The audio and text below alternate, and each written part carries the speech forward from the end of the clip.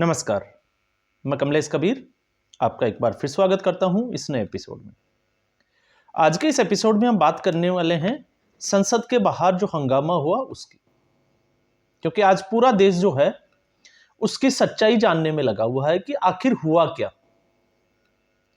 अब ऐसी स्थिति में, क्योंकि कुछ लोगों ने तो आपको पता है व्यूज वगैरह बढ़ाने के लिए जो है वो तुरंत उसके ऊपर वीडियो बनाने लग जाते हैं।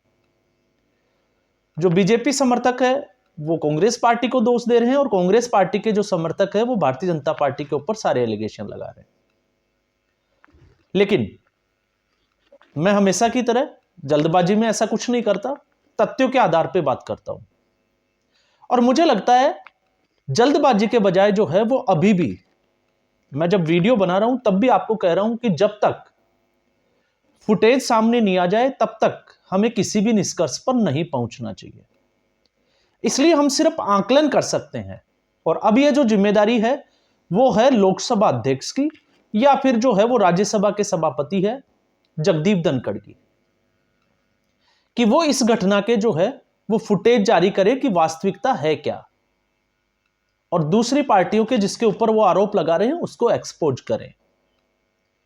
लेकिन जितना हमने देखा उसमें क्या चीजें निकल के आई और क्या चीजें हमें समझ में आ रही है, तो उसके ऊपर हम बात करें तो आज जो है आपने देखा जिस तरीके से कल कांग्रेस पार्टी ने 12 सेकंड का एक वीडियो क्लिप जो एडिट करके कट करके जो अमित शाह का जो एक स्पीच था उसका चलाया, तो उससे एक चीज तो तय थी कि कांग्रेस पार्टी का इकोसिस्टम जो है वो अपने पुराने ढर्रे पे चल रहा है। झूठ बोलना, अर्धसत्य जो है वो जनता को गुमराह करना, इस तरीके के तमाम तरीके के जो प्रोपेगेंडा है वो कांग्रेस पार्टी ने अपना हथियार बना रखा है। और कहीं ना कहीं कांग्रेस पार्टी पिछले 4 दिन से जो थी वो बड़े बैकफुट पे थी।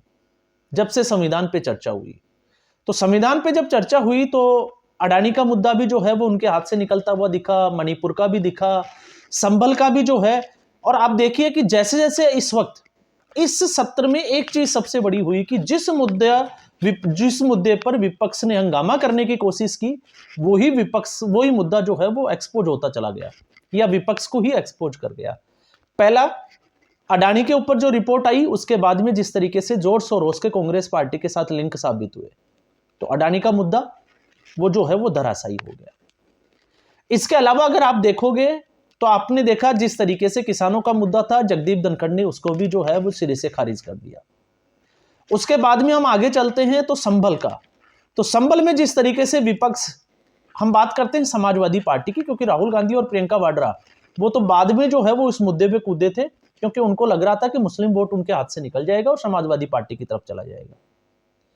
और जैसे ही संभल का मुद्दा जो है वो संसद में उठा, उसके अगले ही दिन एक जो है वो संभल में बिजली चोरी के चक्कर में जो है वो प्रशासन की एक रेड डली, और उस रेड में जो है आपने देखा कि उस रेड के चलते हुए एक 46 साल से जो बंद पड़ा था मंदिर वो सामने आ गया, कुछ कुएं सामने आ गए। और उसके बाद में तो समाजवादी पार्टी का सांसद जो है वो अभी फरार बताया जा रहा है बिजली चोरी के मामले में। तो समाजवादी पार्टी और विपक्ष का ये जो एजेंडा था ये भी जो है वो हवा में उड़ गया, फुस हो गया। अब था संविधान, तो संविधान में जिस तरीके से प्रधानमंत्री नरेंद्र मोदी ने और अमित शाह जी ने जिस तरीके से कांग्रेस पार्टी को एक्सपोज किया, और कांग्रेस पार्टी ने जिस तरीके से नो सीखी है नेताओं को, अब नो सीखे नेताओं में राहुल गांधी कभी सीखना नहीं चाहते, और प्रियंका वाड्रा जो नई नई संसद में आई थी उनको कमान देकर, क्योंकि कांग्रेस पार्टी चाहती तो मनीष तिवारी भी थे, आपको पता ही होगा, दिग्गज नेता है। इसके अलावा चरणजीत सिंह चन्नी को भी ये दिया जा सकता था, शशि थरूर को भी मौका दिया जा सकता था, लेकिन ऐसा नहीं किया। और उसके बाद में जिस तरीके से जवाहरलाल नेहरू तक को जो है वो कटघरे में खड़ा किया, तो उसके बाद में कांग्रेस पार्टी जो है वो बौखलाहट में कि अब क्या करें, तो एक नया मुद्दा लाने की कोशिश की, और वो थी क्लिप कटुआ वाला जो मुद्दा था। भारतीय जनता पार्टी उससे दबाव में जरूर दिखी, क्योंकि भारतीय जनता पार्टी को यह डर था कि अगर वो खामोश रही तो कहीं ये मुद्दा जो है वो भारतीय जनता पार्टी पर चिपक ना जाए, क्योंकि इससे पहले खामियाजा भुगत चुकी थी। 400 पार वाला जो नारा था संविधान के बदल देने वाला, उस तरीके के में आपने देखा होगा लोकसभा चुनाव में। तो हर बार जब हम बात करते हैं तो इस वीडियो में मुझे लगता है वो बात नहीं करनी चाहिए। तो आज ऐसी स्थिति में कांग्रेस पार्टी के ऊपर हमलावर थी भारतीय जनता पार्टी, क्योंकि हमेशा कांग्रेस पार्टी मकर द्वार के ऊपर संसद के धरना प्रदर्शन किया करती थी। आपने देखा होगा वो प्रियंका वाड्रा का पैलेस्टाइन वाला जो है, फिलिस्तीन वाला बैग, फिर उसके बाद में बांग्लादेशी हिंदू लेकिन बड़ी चालाकी से ईसाई भी लिखा हुआ था। तो आज वहां पे खड़े थे भारतीय जनता पार्टी के सांसद। तो भारतीय जनता पार्टी जो है वो धरना प्रदर्शन कर रही थी, और धरना प्रदर्शन करते करते बात इतनी बढ़ गई कि खबर आती है कि वहां पे धक्का मुक्की होती है, राहुल गांधी अपना एग्रेशन दिखाते हैं और भारतीय जनता पार्टी के 2 सांसदों को चोट पहुंचती है। एक मुकेश राजपूत और दूसरे जो फरुखाबाद सीट से जो है वो सांसद है, और दूसरे आपको पता होगा उड़ीसा से जो जीत के आते हैं प्रताप सारंगी। और प्रताप सारंगी का तो जीवन जो है वो किस तरीके का है, साइकिल से एक झोपड़ी तक का सफर, वो पूरे देश के सामने है। और दोनों को चोट लगी, हॉस्पिटलाइज्ड किया गया, मीडिया से वो रूबरू भी हुए। और जब मुकेश राजपूत से मीडिया ने ये पूछा कि आपको धक्का किसने मारा, तो उन्होंने साफ तौर से कहा राहुल गांधी ने। अब यहां पर दोनों तरीके की बातें हो सकती है, कौन सही कौन गलत हम उसमें नहीं जाएं, हम इसका आकलन करते हैं। उसके बाद में जो है वो आपने देखा राहुल गांधी जिस तरीके से निशिकांत दुबे उनके साथ एक महिला सांसद खड़ी है और राहुल गांधी को वो गुंडा बोल रहे हैं, गुंडागर्दी यहां पे नहीं चलेगी। तो राहुल गांधी वहां पे हालचाल पूछने के बजाय जिस एटीट्यूड में जवाब देते हैं वो थोड़ा सा जो है वो यहां पे विचार करने योग्य है, क्योंकि ऐसा एटीट्यूड नहीं दिखाना चाहिए था। और अगर ऐसा एटीट्यूड दिखाते हैं तो फिर कुछ दाल में काला तो जरूर है। लेकिन अब जिस निष्कर्ष पे मैं पहुंचता हूं वो निष्कर्ष ये है कि उसके बाद में पप्पू यादव, बिहार का जो पप्पू यादव है वो तो आपको पता ही हुआ है, अभी सुर्खियों में भी था कि उसको लॉरेंस बिश्नोई की तरफ से धमकियां दे रहे हैं।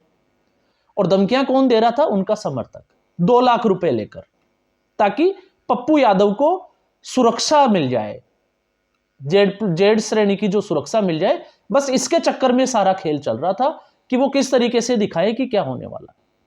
लेकिन उनका टीवी 9 भारतवर्ष पे उसके बाद में एक इंटरव्यू होता है, और ये इंटरव्यू की बात करना यहां पे क्यों जरूरी हो जाता है?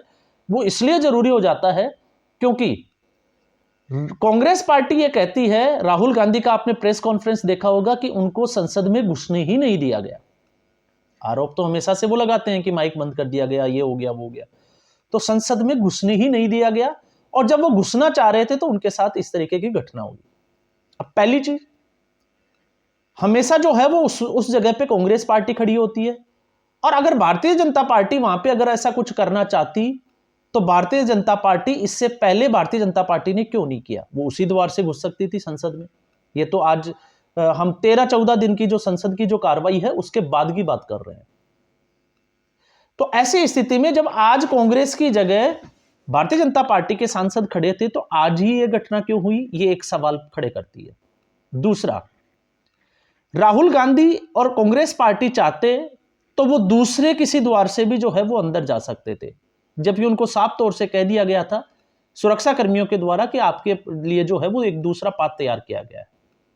लेकिन वो वहां से नहीं गए, और उल्टा ही आरोप लगा दिया कि उनको भारतीय जनता पार्टी के सांसदों ने घुसने नहीं दिया।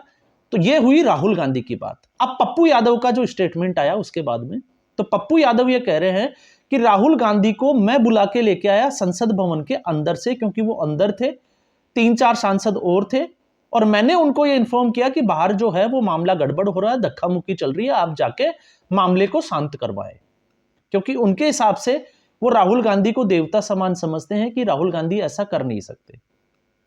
अब ऐसी स्थिति में राहुल गांधी और 3-4 सांसद जो है वो बाहर आते हैं, और फिर वो ये भी दावा करते हैं कि आप राहुल गांधी के साथ मेरा जो है वो वीडियो फुटेज भी देखा जा सकता है। तो अब यहां पे विरोधाभास क्या है? जब राहुल गांधी ये कहते हैं कि उनको घुसने ही नहीं दिया गया और कांग्रेस पार्टी इस स्टैंड पे है कि उनको संसद में घुसने नहीं दिया गया, तो पप्पू यादव कौन से राहुल गांधी को अंदर से बुला के लेके आए थे? अब इस स्थिति में 2 चीजें हो सकती है, या तो पप्पू यादव सही है या फिर राहुल गांधी सही है। और अगर राहुल गांधी सही है तो पप्पू यादव को झूठ बोलने की जरूरत क्यों पड़ी? और अगर पप्पू यादव सही है तो फिर कांग्रेस पार्टी इस तरीके का झूठ क्यों फैला रही है? तो यहां पर आके जो है घटना ऐसी थी, आपने देखा होगा कल से, क्योंकि विपक्ष एकजुट दिखाई दे रहा था इस मुद्दे के ऊपर, और क्यों ना हो, क्योंकि सत्ता दूर दूर तक जो है वो नजर नहीं आ रही है। तो ऐसी स्थिति में विपक्ष का एकजुट होना ये जो है वो सीधे तौर पे समझ पे आता है। और आज की इस घटना के बाद में तो उमर अब्दुल्ला ने, आपने देखा होगा, जिस तरीके से स्टेटमेंट भी दिया, हालांकि वो ईवीएम और लोकतंत्र के मुद्दे पे जो है वो कांग्रेस पार्टी के साथ खड़े नहीं है, लेकिन फिर भी उन्होंने कहा कि राहुल गांधी को वो पर्सनली जानते हैं और वो ऐसा नहीं कर सकते, तो फिर कैसा कर सकते हैं। अब यहां पे ये तो हुई आपसी विरोधाभास की, इंडी गठबंधन की। अब इससे आप जो है वो अपने विवेक से एक बार आंकलन करके देखें कि वास्तविकता क्या हो सकती है। जल्दबाजी नहीं करें मैं किसी पार्टी के ऊपर अभी तक, क्योंकि जब तक वो फुटेज ना आ जाए, और अब तो ऐसी स्थिति में मामला जो है वो और गंभीर हो जाता है, क्योंकि मामला संसद का है। अब इसमें आखिर कांग्रेस पार्टी को अगर हम देखें तो इसकी जरूरत क्यों पड़ी, तो इसकी जरूरत इसलिए पड़ी, मुद्दे थे नहीं, और भारतीय जनता पार्टी इस तरीके से कभी कांग्रेस पार्टी पर हमलावर नहीं हुई। राहुल गांधी इससे पहले ही जो है वो मैसेज, या हम कहें कि संकेत देते रहे हैं कि वो इस हद तक जा सकते हैं। जिस तरीके से आपने देखा होगा कई बार लोकसभा की कार्रवाई में वो अपने साथी सांसदों को उकसाते हुए दिखाई देते हैं कि आप वेल में जाइए, और ये पहले जो है वो हो चुका है। तो ऐसी स्थिति में विश्वास किया जा सकता है, लेकिन इस बार भारतीय जनता पार्टी पर विश्वास इसलिए किया जा सकता है क्योंकि इससे पहले भारतीय जनता पार्टी पे भी विश्वास नहीं किया जा सकता था, क्योंकि भारतीय जनता पार्टी कभी भी ऐसी घटना पर एक्शन नहीं लेती थी। लेकिन आज पहली बार भारतीय जनता पार्टी ने राहुल गांधी के खिलाफ और कांग्रेस पार्टी के खिलाफ ऐसी घटना के बाद जो है वो संसद मार्ग पे जो थाना है वहां पे गए हैं, और राहुल गांधी और कांग्रेस पार्टी के खिलाफ जो है वो, जिसको हम कहें कि हत्या की साजिश के तहत जो है वो धाराओं में एफआईआर दर्ज करवाई है। और अब एफआईआर दर्ज हुई है तो इसका मतलब पुलिस जो है वो अब साक्ष्य इकट्ठा करेगी, जो सीसीटीवी फुटेज थी उनके फुटेज इकट्ठा करेगी, और उसके बाद जो है वो किसी भी एक निष्कर्ष पे पहुंचा जाएगा। वरना अब तक जो है वो आपने देखा कि जिस तरीके से विपक्ष जो है वो हमलावर होता था। अब मैं ऐसी बात इसलिए कर रहा हूं, जब एफआईआर की बात आती है तो आपने देखा होगा अरविंद केजरीवाल ने जो विकासपुरी में जो घटना हुई थी, फिर उसके बाद में एक घटना और हुई, और वो लगातार ये कहते रहे कि उनको जो है वो मारने की साजिश की गई, लेकिन कभी जो है वो थाने में जाके एफआईआर नहीं लिखवाई। क्यों नहीं लिखवाई, इससे आपको समझ में आ सकता है। वरना अगर किसी की जान को खतरा हो तो क्या वो एफआईआर नहीं लिखवाएगा। तो ऐसी स्थिति में मामला गंभीर जरूर है, मामला जो है वो देश की प्रतिष्ठा का भी है, ये सबको समझ में आ रहा है, लेकिन भारतीय जनता पार्टी का ये एक स्टेप जो है वो सबसे अच्छा लगा कि एफआईआर दर्ज हुई है, और अब ये जो मामला जो है वो जांच में जाएगा, इसकी जांच होगी, सीसीटीवी फुटेज सामने आएंगे, और उसके बाद में जो है वो दूध का दूध और पानी का पानी हो जाएगा। और मुझे लगता है कि इस वक्त ये पूरी तौर से लोकसभा के जो, जिसको हम कहें कि अध्यक्ष है ओम बिरला और जगदीप धनखड़, उनके हाथों में ये एक जो है वो लोकतंत्र की इज्जत बचाने का एक सवाल है कि वो इस मामले को जो है वो गंभीरता से देखें, और दूध का दूध और पानी का पानी करके, और देश की जनता को यह भरोसा दिलाए कि अगर ऐसा कोई कृत्य होता है तो उनके खिलाफ जो है वो कठोर कार्रवाई भी हो सकती है। अब आते हैं हम इसके थोड़ा आगे बढ़ते हैं। तो जिस वक्त मैं वीडियो बना रहा हूं, अभी कांग्रेस पार्टी की एक प्रेस कॉन्फ्रेंस चल रही है, और उसमें मल्लिकार्जुन खड़गे जो है वो बड़ी शानदार एक्टिंग भी कर रहे हैं। इस पूरी जो प्रेस कॉन्फ्रेंस है उसके बाद में हम इस प्रेस कॉन्फ्रेंस में कांग्रेस पार्टी का क्या स्टैंड है, वो अपनी क्या बातें रखती है, उसके ऊपर भी जो है वो हम खुलकर नेक्स्ट वीडियो में बात जरूर करेंगे। तो आज के एपिसोड में बस इतना ही। उम्मीद करूंगा वीडियो एपिसोड आपको पसंद आया होगा। वीडियो को लाइक करें, शेयर करें, चैनल जरूर सब्सक्राइब करें। धन्यवाद।